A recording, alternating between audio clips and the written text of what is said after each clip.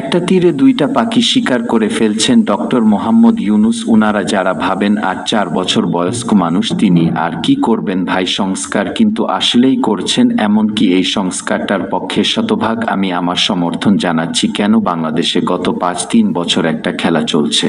কোন খেলাটা জানেন? বিএনপি যখন ক্ষমতায় থাকে তারা ধরেন নতুন একটা প্রকল্প করছে, সেটার নাম দিচ্ছে কি জিয়া আন্তর্জাতিক বিমানবন্দর। এরপরে আওয়ামী লীগ যখন ক্ষমতায় আসছে সেটার নাম পরিবর্তন করা হয়েছে কি হযরত শাহজালাল আন্তর্জাতিক বিমানবন্দর। এরকম বিভিন্ন জায়গায় বিভিন্ন প্রজেক্টে যেই সরকারটা ক্ষমতায় থাকে সেই সরকার তাদের গোষ্ঠী, জাতি অথবা স্বামী অথবা বাবা অথবা পরিবারের সদস্যদের নামে বিভিন্ন ধরনের রাষ্ট্রীয় প্রতিষ্ঠানগুলোকে অথবা গুরুত্বপূর্ণ স্থাপনাগুলোর নামকরণ করে ফেলেন। আর যখন এই সরকারের পালাবদল হয় তখন এসে আমরা দেখি কি যে নতুন সরকার নামগুলোকে পরিবর্তন করেন। এই যে বঙ্গবন্ধুর ভাস্কর্য ভাঙচুর হলো, এর আগে জিয়াউর রহমানের অনেক কিছু ভাঙচুর হলো, অডিটোরিয়ামের নাম বদলায় গেল, এয়ারপোর্টের নাম বদলায় গেল। আওয়ামী লীগ এখন যেগুলো বঙ্গবন্ধু রাইখা গেছে বা অন্যান্য রাইখা গেছে, শেখ কামাল, জামাল, রাসেল যাদের নাম রাইখা গেছে, এগুলো এখন আবার পরিবর্তিত হচ্ছে। এখন এই খেলায়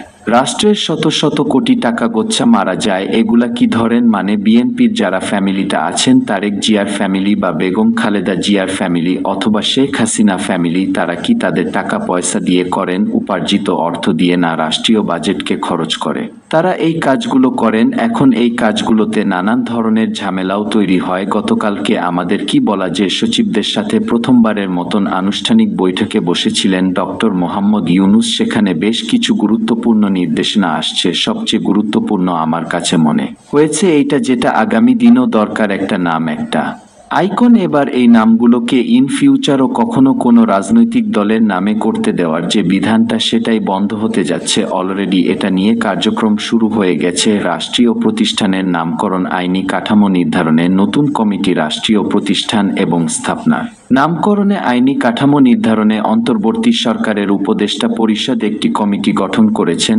আপনার এই কমিটি গঠন করে মন্ত্রিপরিষদ বিভাগ থেকে একটা প্রজ্ঞাপন জারি করা হয়েছে। তো এই কমিটিটা বেসিক্যালি 4 সদস্য। এই 4 সদস্যের কারা কারা আছেন? উপদেষ্টা কমিটির আহ্বায়ক, আইন, বিচার ও সংসদ বিষয়ে উপদেষ্টা ডক্টর আসিফ নজরুল। যে আইনের কোনো প্যাচে কোনো ধাঁচে রাষ্ট্রের টাকাকে অপ্রয়োজনীয় মানে খরচ করার সুযোগ নাই। তো এখানে মূল তীরটা কে মারছে? ডক্টর ইউনূস সরকারের পাশাপাশি ডক্টর আসিফ নজরুল ইসলাম মারছে। তো ডক্টর আসিফ নজরুল ইসলামকে নিয়ে এই মুহূর্তে নানান ধরনের বক্তব্য অনেকে বিক্ষিপ্তভাবে দিচ্ছেন। এটা যার যার পলিটিক্যাল পয়েন্ট অফ ভিউ। আচ্ছা, কমিটির অন্য সদস্যরা কারা? স্থানীয় সরকার, পল্লী উন্নয়ন এবং সমবায় উপদেষ্টা হাসান আরিফ, শিল্প উপদেষ্টা আদিলুর রহমান খান এবং পরিবেশ, বন ও জলবায়ু উপদেষ্টা সৈয়দা রিজওয়ান আহসান। কমিটিকে রাষ্ট্রীয় প্রতিষ্ঠান বা স্থাপনার নামকরণের ক্ষেত্রে একটি আইনি কাঠামো প্রণয়ন করতে হবে। এজন্য কমিটি প্রয়োজনে সদস্য বাড়াতে পারবে আর তাদের সার্বিক সহযোগিতা করবে